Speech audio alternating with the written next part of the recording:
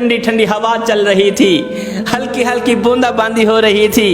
बादशाह सलामत चहल कदमी के लिए दरिया के मन से गुजराना, दरिया के किनारे से गुजराना, तो आगे एक फकीर बाबा अल्लाह वाला रेत पे सोया हुआ था।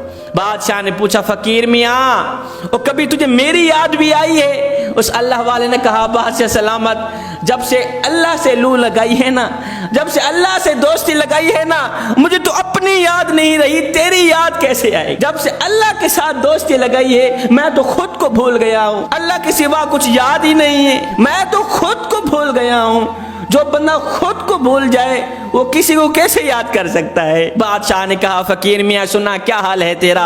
कहा, बादशाह सलामत, कोई हाल नहीं है, अल्लाह की नेमतें खा खा कर दांत टूट गए हैं, जुबान उसकी नाशुक्री से फिर भी बाज नहीं आ रही। बादशाह ने कहा, फकीर मियाँ सुना, वक्त कैसा गुजर रहा है? कहा, बादशाह सलामत, कुछ आप जैसा गुजर रहा है और कुछ आपसे अच्छा भी गुजर रहा है।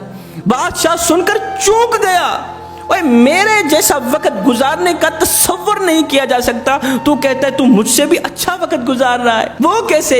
फकीर अल्लाह वाले ने कहा, बादशाह सलामत, वो इस तरह, तू फूलों के बिस्तर पे सोता है, मैं तत्ती रेत पे सोता हूँ।